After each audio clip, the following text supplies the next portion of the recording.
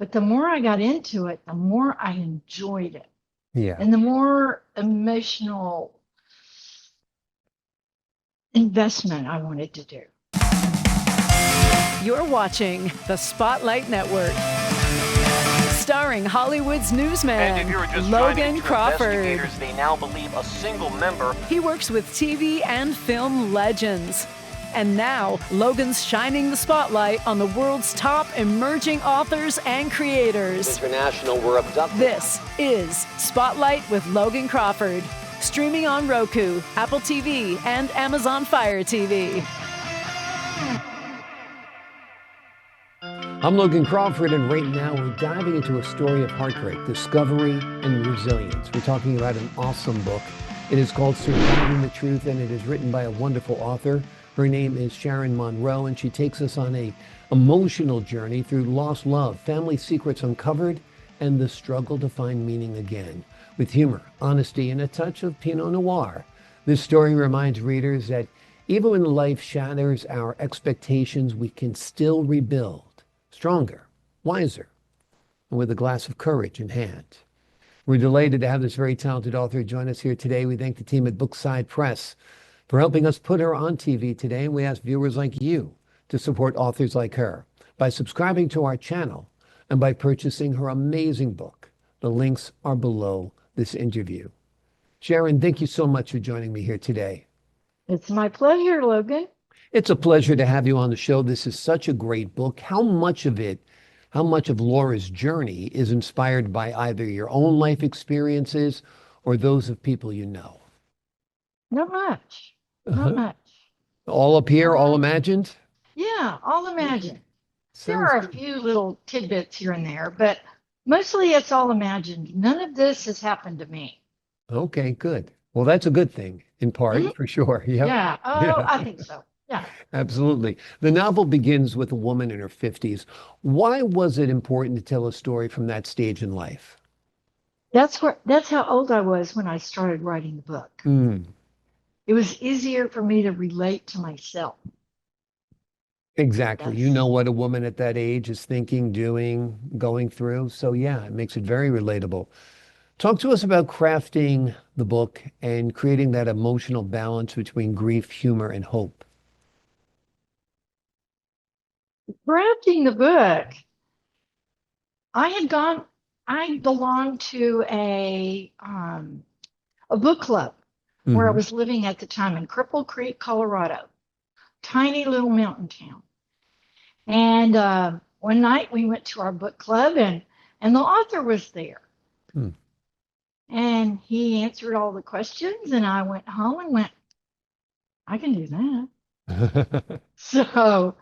So that's where I started. I Great. started very, very simply, but the more I got into it, the more I enjoyed it, Yeah. and the more emotional investment I wanted to do. Hmm. I think a lot of great careers begin with the I can do that moment when you see somebody doing something that you'd love to do and you realize, hey, I could do that too. And you can, and you did, and you have. And I think that's wonderful. Now, the book explores the idea of rediscovering oneself after tragedy. What does survival mean to Laura? Exactly that. And now that is where I relate to myself. Hmm. Uh, you have no idea what's inside you until you are faced with tragedy and trauma. Yeah, And I was. yeah. Uh, so I did write from the heart on that. But at the time, I had not faced the tragedy that I would later. I Mm. lost my husband, Oh. but it was after I wrote the book. Mm. And so some of it was like prophecy. Yeah, yeah. That's amazing. That's amazing. Um, Family secrets play a major role in the story. How do these hidden truths shape our lives, our sense of identities, and of course, your story as well? We all think we know who we are and how we're going to react to different situations. But until you've gone through this fire, you really don't know how resilient you are. Mm. You don't know the strength you have, and you don't even think you have enough strength, Mm. but you do. Yeah. They say God don't give you what you can't handle, right? Exactly. Yeah, without a doubt. Give the folks at home an overview of the story. Um, Laura, I think is like a lot of people. She's just taking life as it comes. Some things are good, some things are not good. She handles them. She's not a real deep thinker uh, until she's up against the wall, Yeah. until she is faced with some very major life occurrences, until Mm. she loses her husband, Yeah. until she wins a boatload of money, Mm. until they find out, she and her sister find out family secrets that they never, ever, ever expected. Yeah. Yep. And her sister Susan is such a wonderful, memorable character. Do you have a sister? Did you model after your sister, or again, is that pure I imagination? have a sister, a younger sister. She and I are cruise buddies. We're really good at it. But no, Laura's sister, for the most part, even though she's younger than Laura and my sister's younger than myself, um, she was the hardest character for me to develop Mm. because she suffered the most trauma and the most tragedy in the book. Mm. But she had she had some internal strength that I didn't have, and so it was hard for me to develop a character like that, not based on my own Right. experience. Exactly. You have to put yourself in somebody else's shoes. And sometimes that's difficult to do. We do it It as was actors, hard. sometimes we do it as writers. And this is your first time trying to write a book? Yes, Yeah. yes. So that's wonderful. It's turned out well. Are you Thank thinking about you. a sequel? I have a sequel Okay. about 5 chapters Hmm. on my computer, and I've had it for quite a while. And then I hit a wall. I hit writer's block, I guess, Hmm. because I had to kill off a good guy. Ah, And I didn't want to kill off a good guy. right. Bad guys are easy to kill off, but not a good one. Exactly. Exactly. Well, I'm sure the inspiration will come once again. And sometimes rereading the book you wrote helps inspire the next story because we forget what we put in our books sometimes. It's easy That's to do. right. Yeah. That's right. Have you envisioned this as a film? Yes, I have. Okay, great. Great. And what's your vision for the film? Have you done any casting yet? I know you had said it in Texas and No, Wyoming. Texas and Wyoming, not a lot of shots. At the beginning, the iconic Texas shot is along a highway with bluebonnets on both sides. Hmm. The bluebonnet is the Texas flower, state flower, Gotcha. and our highways are full of them. But mountain scenes, but not a lot. I Hmm. lived in the mountains for a while Hmm. in Cripple Creek, and the mountain scenes are very important. But and at another time, when I was writing the book, I had no idea, but Kerrville, Texas plays a big part. And Hmm. now I live 25 miles from Kerrville, Texas. There you go. Now all you need to So, do is win a buttload of money, right?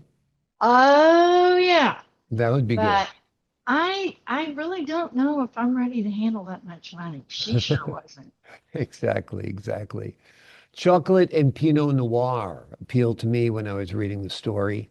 Why did you include those, and what do they symbolize for you other than, I guess, life's pure pleasures, right? Yes, I had I don't know where I read that Pinot Noir is paired perfectly with dark chocolate. Yeah, I think there's notes of chocolate already in Pinot Noir. Already in Yeah, it.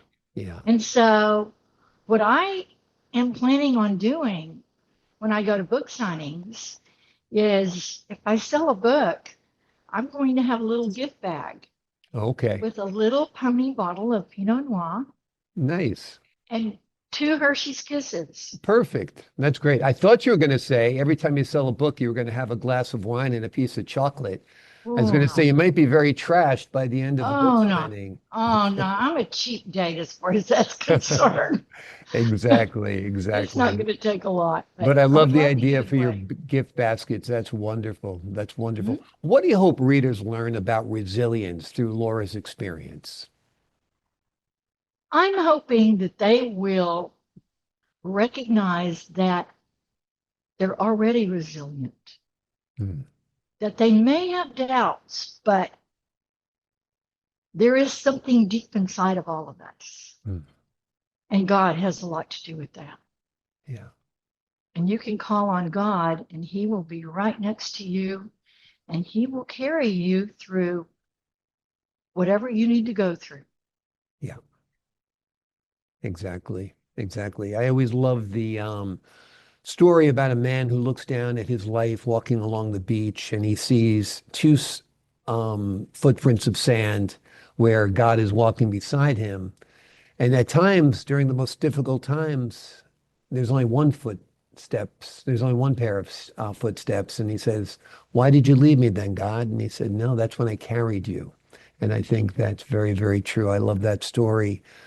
Surviving the Truth. Tell us about the title. Actually, my younger daughter Hmm. suggested it. I was pretty close to finished, but I could not think of a title. And both of my daughters had been reading chapters on and off and going, Mom, Mom, we want more, we want more. Hmm. And so finally I was talking to her and I said, Ashley, what am I going to name it? Yeah. And she didn't really even hesitate. She Wow. said, Mom, surviving. You're surviving the truth. Yeah. Wonderful. Wonderful. That's it. Sometimes there's inspired times like that in our lives, and your daughter had one. She shared it with you, and it's great that you were able to collaborate with her like that. And I'm sure it was fun as they got chapter by chapter, page by page of your book as you were developing it. And maybe they're the next ones who should read those first 5 chapters you've read of the sequel. Maybe they'll come up with some ideas that'll spark your creative They juices. can't wait. They know Yeah. I have it, but I Yeah. haven't shared it. I think share it and then have a couple of glasses of Pinot Noir Yeah. and some Some chocolate and chocolate. talk about it and brainstorm it and hammer it out. And I What think do you it'll all think? come together. Although I did wake up about 3 weeks ago with the ending, Great but I've just got to fill in, between then and there. yeah, Yeah. between the half Well, and the, just make sure you jot down that ending so you don't forget. oh, right. Oh, yeah, I Yeah. have Okay. already. Okay, good. All right. Excellent. Excellent. Wonderful. Before we leave you today, let me just ask you this. What do you hope readers take away from the book? What do you hope sticks with them after they close that last page? Well, if she could do it, if Sharon Monroe can do it, I can do it. Yeah. And if Laura could overcome those tragic moments that seemed overwhelming, so can the reader. Yeah. Absolutely. That's a great message, an empowering message. It's an empowering book. It's a wonderful story. It's so real, so imaginative, so compelling. You'll be dying for the sequel, just like Sharon's daughters, no doubt. The name of the book we've been talking about today is called Surviving the Truth. It is a heartfelt reminder that even in life's darkest chapters, self-discovery and healing can emerge from the most unexpected places. Sharon, thank you so much for joining me here today. It was my pleasure. Thank you. I appreciate your time, your insight, your wisdom, and the wonderful work you've done on this book. To the folks at home, I'm Logan Crawford, thanking you for your time, this time. Until next time.